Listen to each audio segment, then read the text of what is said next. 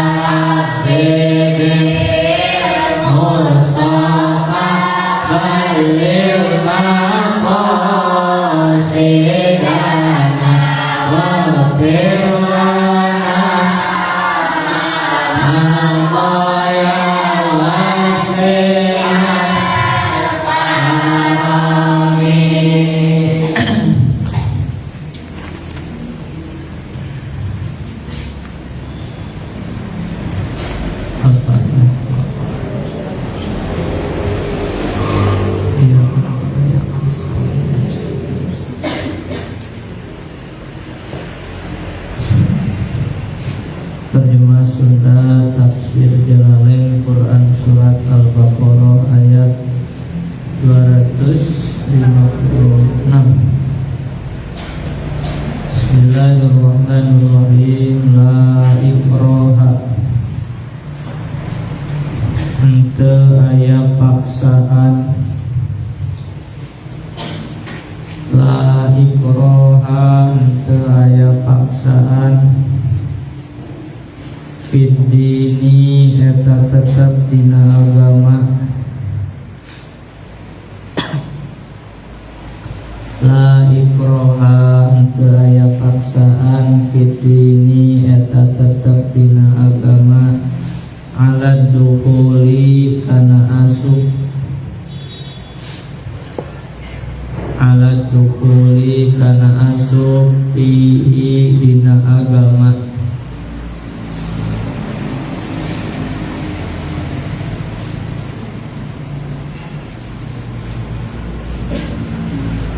Qad tabayyana, nyata geus pertela. Qad tabayyana, nyata geus pertela. Naon ar-rusdu pituduh.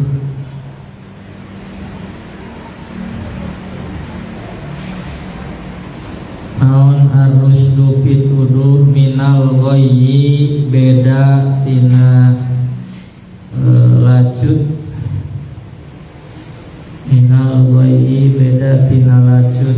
Ae loharo, lacut sesat. Ae loharo tegesna jelas. Bil ayati, aya tegesna jelas. Bil ayati, kalawan pirang-pirang ayat.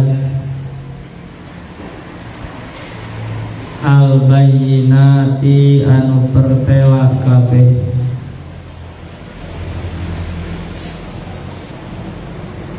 Annal imana, sanyana ari iman rusdun eta pituduh wal kufra jeung ari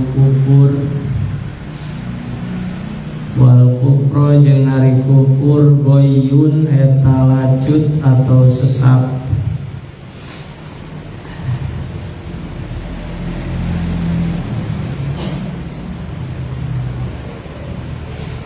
Nazalat turun ieu ayat,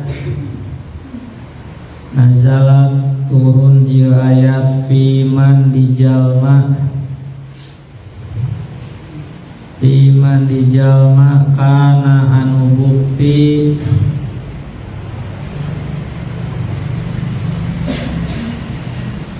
kamu eta tetep ka eta jalma minal ansori ti urang ansor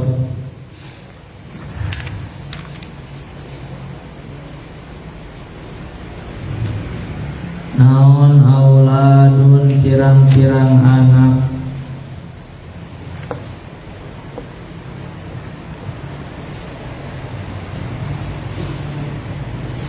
aroda maksud ieu man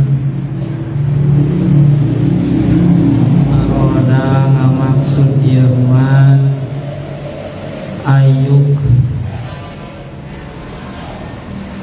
rihahum kana yen maksa ieu ayuk riha kana yen maksa ieu man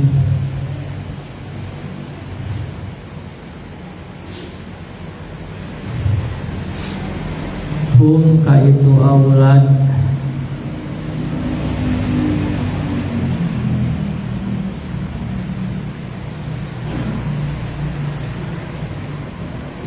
alal islami kana asup Islam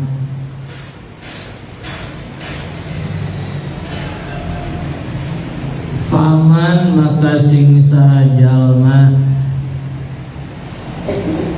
paman maka sing sajalma yakfur anu kufur ieu man yakfur anu kufur ieu man bitoguti kana togut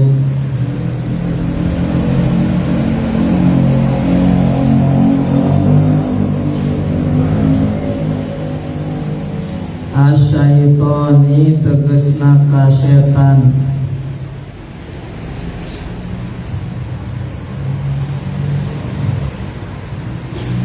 awil asnami atawa kana pirang-pirang tapekong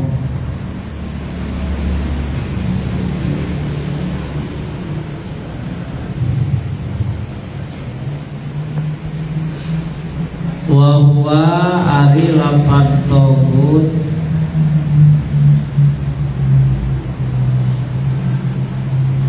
yutlaku eta dibasakeun togut wa huwa ari lapat togut yutlaku eta dibasakeun togut alal mufrodi kana mufrad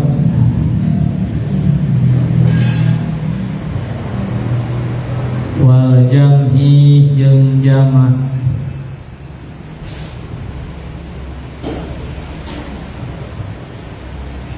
wa yu'min jeung anu iman ieu man wa yu'min jeung anu iman ieu man billahi ka Allah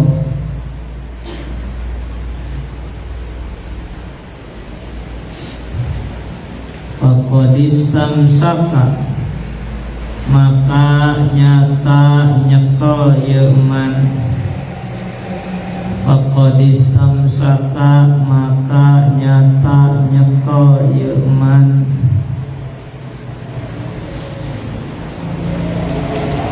tamasaka nyekel pageuh ieu man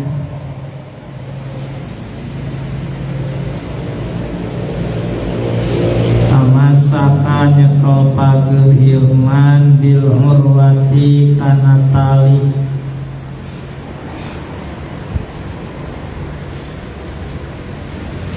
al wusqa anu kuat.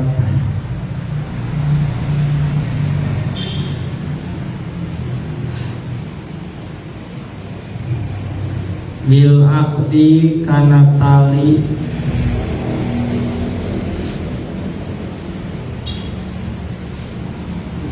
al muhkami anu dikukuhkeun.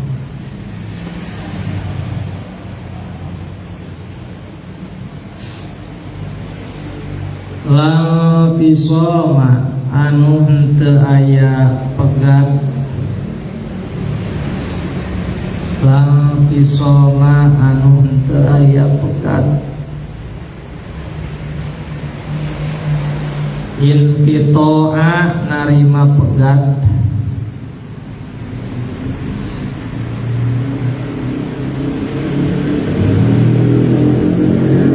Laha eta tetep pikeun urwah.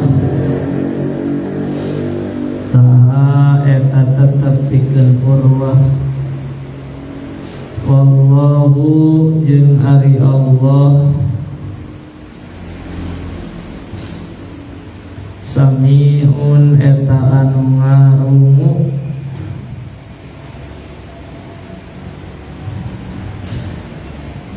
lima kana perkara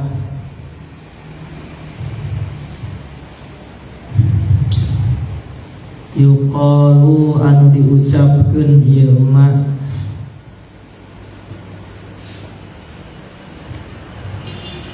alimun tur anu uninga.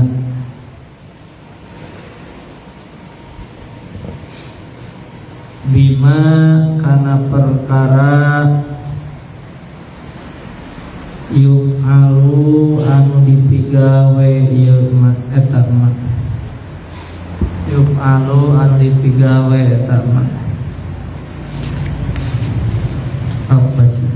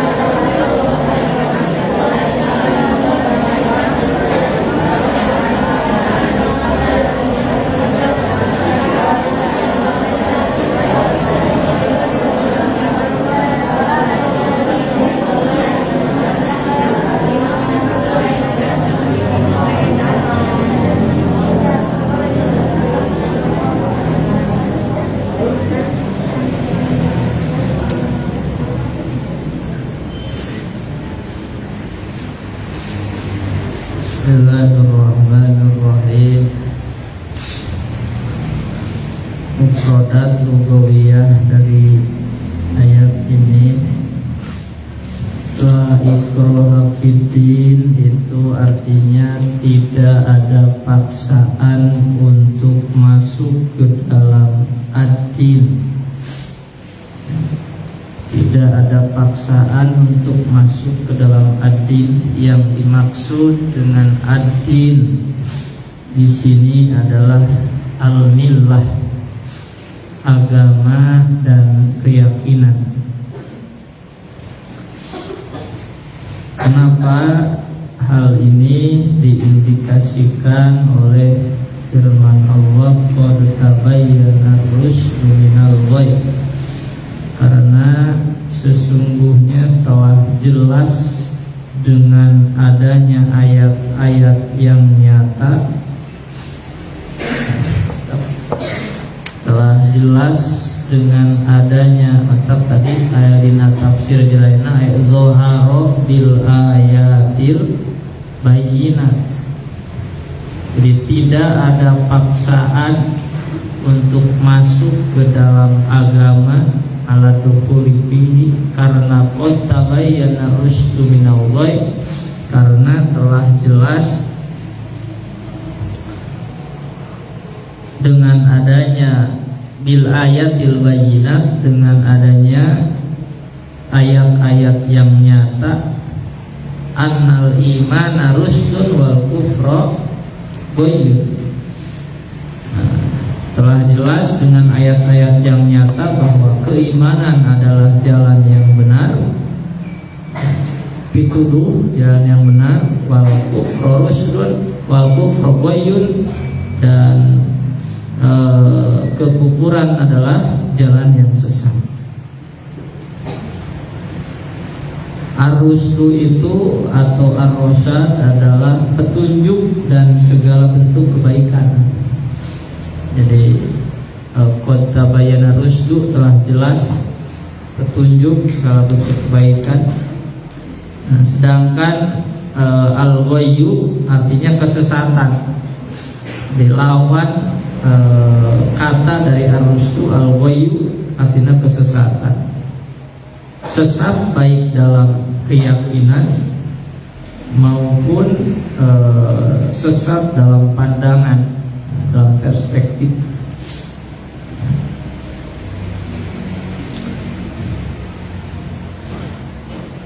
Al-jahlu memang sama artinya dengan al-ghayyu, tetapi al-jahlu itu artinya kesesatan dalam hal perbuatan, tidak dalam keyakinan. Di al-jahlu mah sesat dina naon?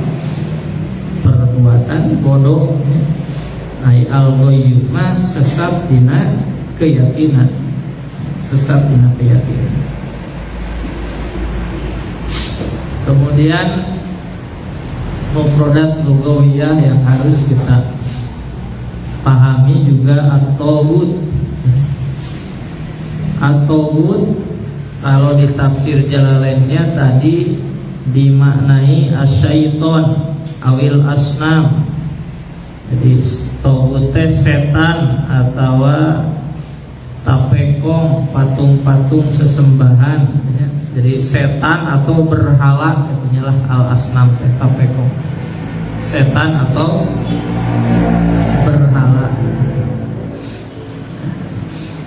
Kata at-taghut itu diambil dari at-tubyan ya. Tubyan artinya togo, melewati batas. Melewati batas, jadi naon ya, kufur teh geus melewati batas. Geus taghut, taghut teh melewati batas. Di tafsir Jalalain mana dia setan atau berhala. Kemudian kata istamsaka atau tamassaka artinya berpegangan. Tadi di lugatan naon istamsaka, nyekel, berpegangan kana naon bil urwatil wusqa, nyekel atau berpegangan karena tali anu kuat. Nah, jadi ikatan tali yang kuat, ikatan tali yang kuat. Jadi al-urwah itu secara ininya adalah tempat yang dipegang ketika mengambil sesuatu, contoh timbaan gitu ya. Dan secara kebahasaan kadinya mun al-wusqa itu tina al-awsaq, artinya tali. Jadi urwatul wusqa adalah ikatan tali anu kuat.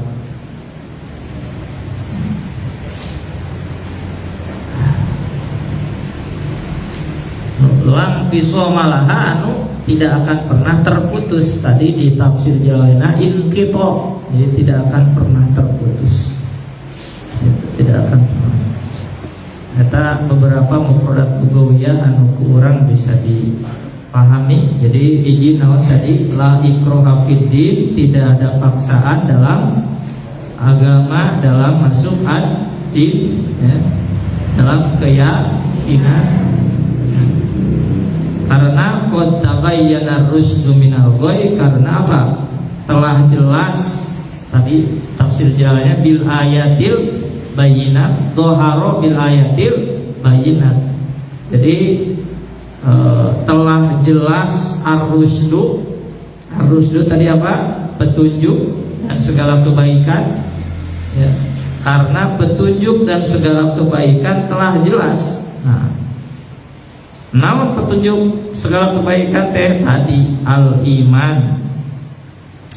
Iman geus jelas nu kufur, iman jelas petunjuk, kufur jelas iman jelas jalan kebenaran, kufur jelas jalan kesesatan. Gitu. Di ar-rusdu teh petunjuk segala kebaikan, al-ghayyu naon? Al-ghayyu naon? Aduh diserat atau neng jam serat. Jadi ini kehilang. Atau good naon? Tadi secara bahasa tina tugian melewati batas, tetapi atau good di sini artinya apa? Asyaiton wal setan dan berhala. Dimaksud togut ini setan dan berhala. Istamsaka artinya berpegangan. Urwatil wusqa artinya tali yang, sehingga terjemahnya ya bahwa tidak ada paksaan untuk menganut agama Islam. Sesungguhnya telah jelas perbedaan yang benar dengan yang sesat.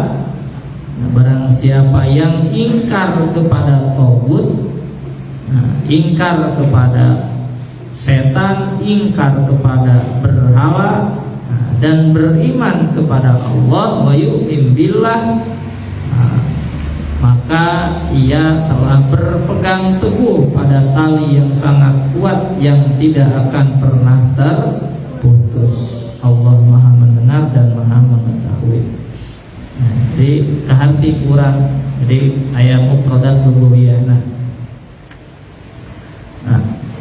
Kemudian apa asbabun nuzul atau sebab turunnya ayat 256 surat Al-Baqarah ini?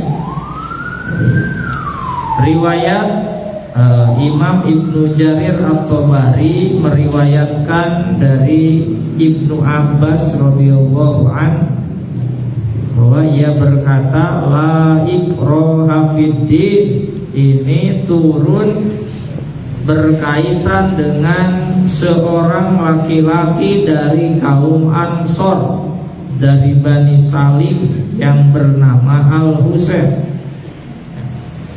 Jadi ayat ini turun berkaitan dengan seorang laki-laki dari kaum Ansor yang dari Bani Salim yang bernama Al-Husain.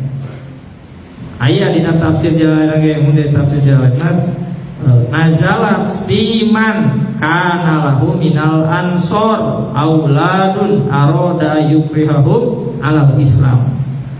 Nah, dina tafsir Jalalain mah teu disebutkeun saha-sahana, tapi dina riwayat Ibnu Abbas ya disebutkeun bahwa ieu teh berhubungan dengan naon laki-laki ti kaum Ansor dari Bani Salim yang bernama saha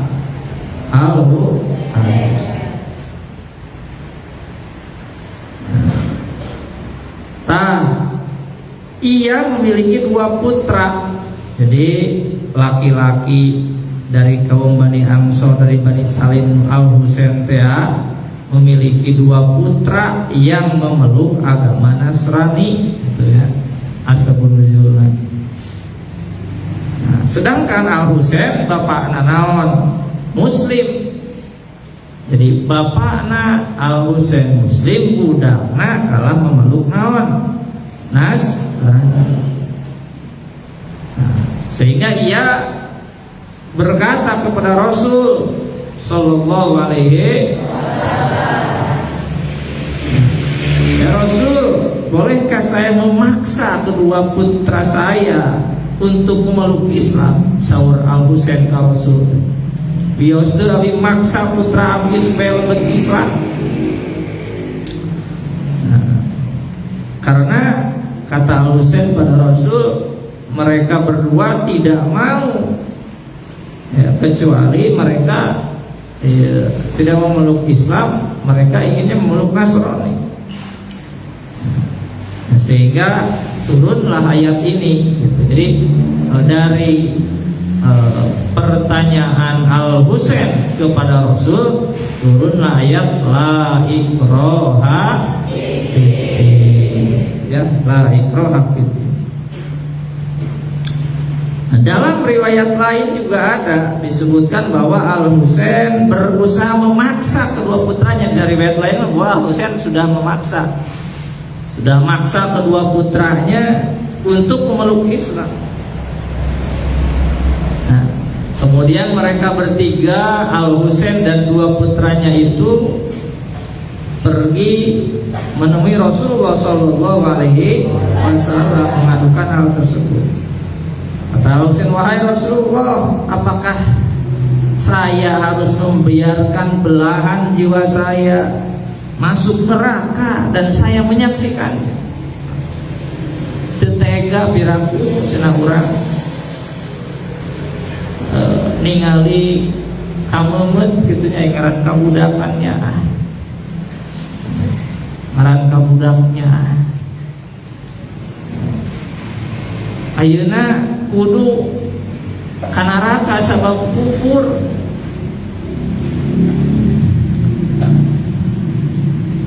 Nah, jawabannya ya turun ayat itu ya. Turun ayat la ikraha fiddin, ya akhirnya Al-Husain pun akhirnya membiarkan kedua putranya dan tidak memaksa mereka untuk memeluk agama Islam. Eta mahalna hidayah. Mantap masuk ceramah ayeuna. Tidak ada nikmat yang paling besar kepada kita, nikmat iman dan Islam. Mahal hidayah. Mahal. Eta nikmat anu kadang ku urang tara disyukuri, nikmat hidayah. Kemudian riwayat lain dari Abu Dawud, An-Nasai, Ibnu Hibban, sami riwayat Ibnu Abbas.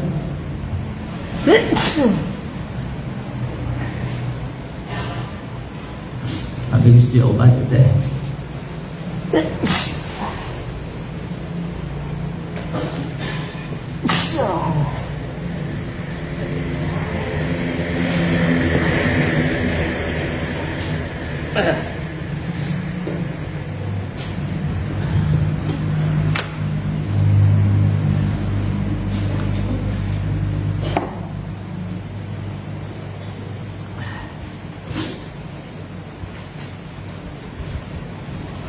obat dokter Dewi teh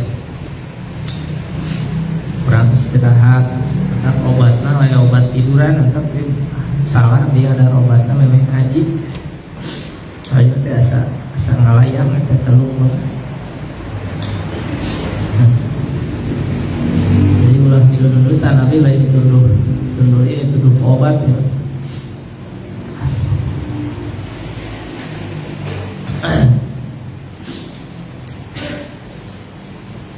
Jadi sahur masih riwayat Ibnu Abbas dina Abu Dawud, kemudian Nasai, kemudian Ibnu Hibban, bahwa kanat almar'atu min nisa'il ansor takunu miqlatan. Ada seorang wanita yang tidak memiliki anak yang hidup, maksudnya melahirkan, setiap melahirkan si budak kate sok maot wae ya. Fataj'alu ala nafsiha in asalaha waladun antu hawidahu. Kemudian ia berjanji bahwa jika memiliki anak yang hidup, maka ia akan menjadikannya seorang yang memeluk agama Yahudi. Falamma ujliyat Banu Nadir, lalu ketika Bani Nadir diusir, kana fihi min abna'il ansor, di antara mereka terdapat anak-anak sebagian sahabat Ansor. Faqalu la nada'u abna'ana, fa'anzalallahu azza wa jalla la ikraha fiddin. Kemudian sahabat Ansor berkata, kami tidak akan membiarkan anak-anak kami tetap dalam keadaan agama Yahudi. Ya. Turun ayat Jadi riwayat yang sama melalui jalur Ibnu Abbas, tetapi dengan konteks yang berbeda. Tadi masalah,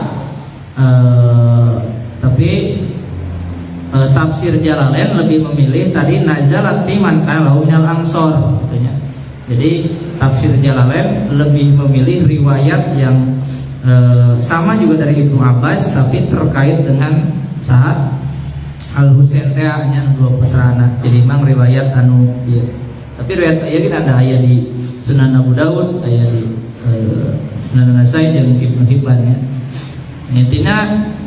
Intinya kedua asbabun nuzul ini punya konteks atau substansi yang sama, bahwa tidak ada paksaan dalam agama ya, tidak ada paksaan dalam agama. Nah, sehingga ini menegasikan tuduhan bahwa Islam itu agama pedang. Karena ketika bicara agama pedang, berarti di situ ada paksaan untuk memeluk Islam. Nah, tidak, ya, Islam tidak memaksa. Adapun kenapa terjadi perang, ya itu dalam konteks mempertahankan diri. Matakna bahasana dalam sejarah itu bahasa futuhat, pembukaan, lain non, bukan occupation, bukan occupy ya. Tapi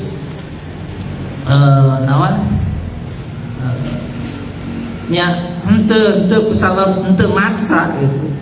Makanya kita bisa berdampingan, toleransi dengan non muslim, karena kita tidak memaksa mereka untuk jadi Islam ya. Adapun dakwah konteksnya, ya kita memperlihatkan dakwah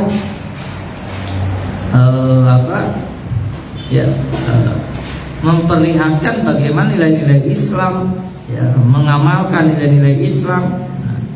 Nah, sebenarnya dengan kita mengamalkan nilai-nilai Islam dengan sendirinya ya, ketika hidayah datang ya, maka insya Allah banyak yang menjadi mu'alaf ya, itu karena melihat nilai-nilai keislaman yang sangat luar biasa bagusnya. Nah, jadi ayat ini bicara janganlah kalian memaksa seseorang untuk masuk Islam. Karena bukti dan dalil-dalil kebenaran Islam itu sudah sangat jelas. Jadi tidak perlu ada paksaan untuk memeluk, udah jelas. Qad tabayyana ar-rusydu minal ghayy, jelas, tidak perlu dipaksa. Jadi, tidak ada paksaan untuk memeluknya. Nah, kenapa? Karena keimanan itu berdasarkan kesadaran dan kerelaan, berdasarkan hujjah, berdasarkan bukti. Jadi tidak ada gunanya segala bentuk paksaan dalam konteks keimanan. Qad tabayyana ar-rusydu minal ghayy, telah jelas mana jalan kebenaran dan mana jalan kebatilan. Jalan kebenaran dan jalan kebahagiaan telah diketahui. Kesesatan dan kebatilan pun sama, telah tampak jelas. Jelas bahwa Islam adalah jalan kebenaran dan selain Islam adalah jalan kesesatan. Jadi semua orang memiliki kebebasan untuk beriman atau kafir. Ya silakan. Hanya kita harus yakin bahwa agama yang kita anut adalah jalan kebenaran. Jadi toleransi bukan berarti kita meyakini semua agama benar. Atau istilah sekarang mungkin pluralisme, pluralitas. Itu tidak bisa dipungkiri, keberagaman itu ada, tetapi ketika berbicara keyakinan, ya kita harus meyakini Islam yang paling benar. Hanya saja keyakinan Islam yang paling benar tadi jangan jadi dalil untuk memaksa orang lain untuk masuk Islam. Ayo isu yang selalu ramai gitu ya, pluralisme. Karena ketika bicara semua agama benar, nah, itu khawatir akidah kita ya. Nah, ketika kalian mulai masuk kampus nanti ya, khususnya kampus-kampus Islam, nah, pemahaman-pemahaman itu mulai masuk. Ya. Apalagi ya Abi di Fakultas Usuluddin luar biasa, tapi ya kita harus betul-betul bisa membentengi diri dengan pemikiran-pemikiran akidah Ahlussunnah wal Jamaah.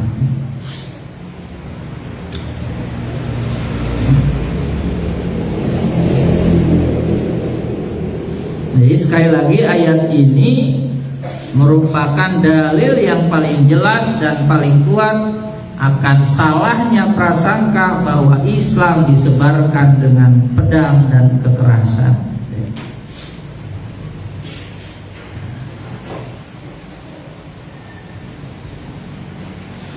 Jadi meskipun kaum muslimin ya, setelah memiliki kekuatan di Madinah dan selama berabad-abad mereka tidak pernah memaksa seseorang pun untuk masuk Islam.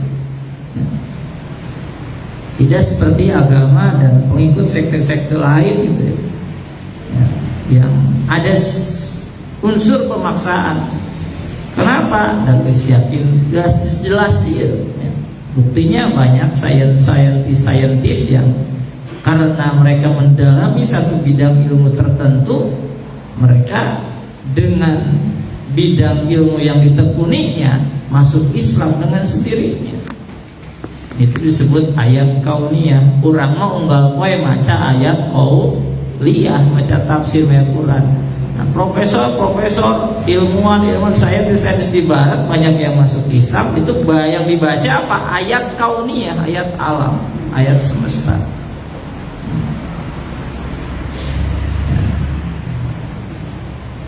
Jadi kaum muslimin tidak menggunakan peperangan kecuali untuk melawan ancaman musuh dan membela diri. Jadi aya perang eta untuk melawan ancaman musuh dan membela diri. Dan bahkan untuk menciptakan kebebasan beragama. Artinya kebebasan beragama teh ya tadi ya, tidak ada paksa, karena tidak ada paksaan sehingga ketika Islam yang memimpin sebenarnya non muslim aman. Non muslim aman karena kita punya jelas la ikraha fiddin. So, bisa dibayangkan, bisa dibayangkan, ya, bisa dibuktikan ketika Islam memegang tampuk kekuasaan minoritas aman. Tetapi ketika Islam yang jadi minoritas, biasanya di situ ada paksaan-paksaan yang karena di kita jelas diajarkan bahwa tidak ada paksaan dalam beragama.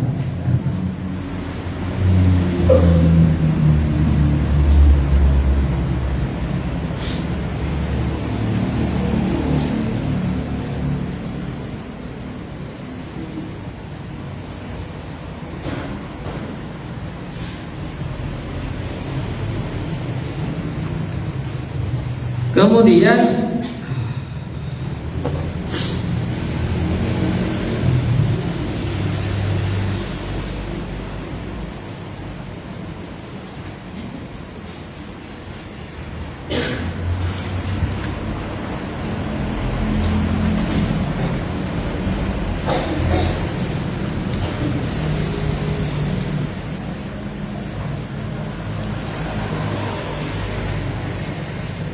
barang siapa yang diberi petunjuk oleh Allah Subhanahu wa ta'ala kepada Islam, melapangkan dadanya dan membuka cahaya hatinya, maka ia akan masuk Islam dengan ikhlas dan berdasarkan hujjah yang nyata. Sedangkan barang siapa yang dibutakan mata hatinya oleh Allah Subhanahu wa ta'ala, maka mata dan pendengarannya akan ditutup, karena ia tidak memanfaatkan berbagai fasilitas berpikir dan berbagai fasilitas untuk mendapatkan pengetahuan yang benar.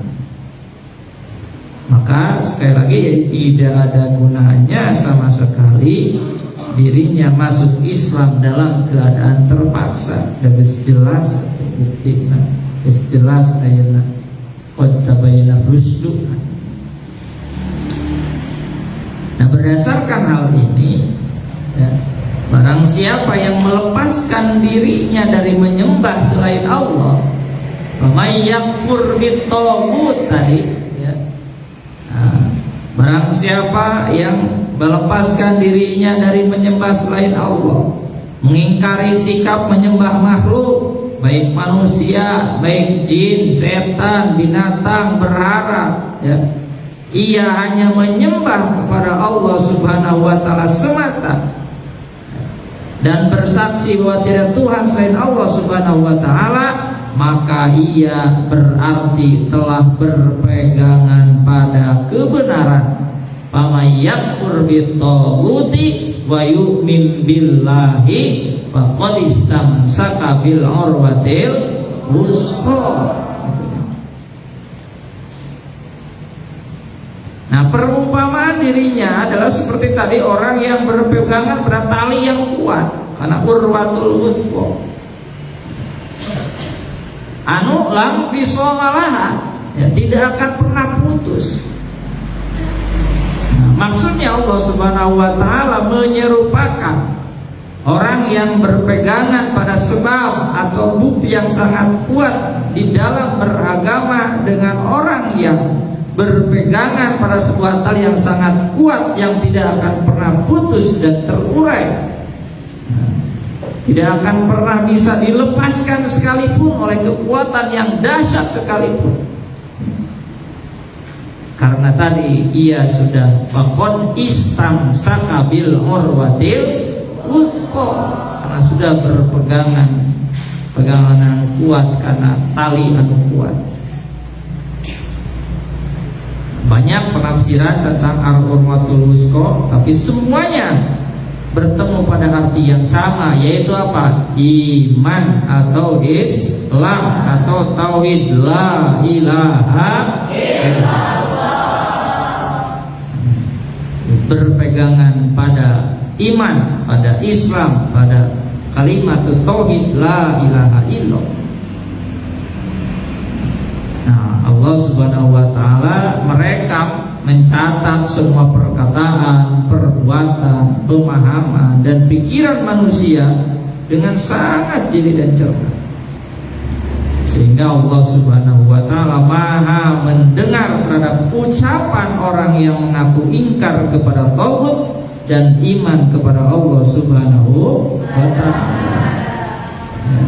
Dan Allah Maha mengetahui apa yang tersimpan dalam hati manusia, baik berupa pembenaran atau pendustaan. Karena apa? Wallahu sami'un alim. Wallahu sami'un alim. Wallahu sadaqallah.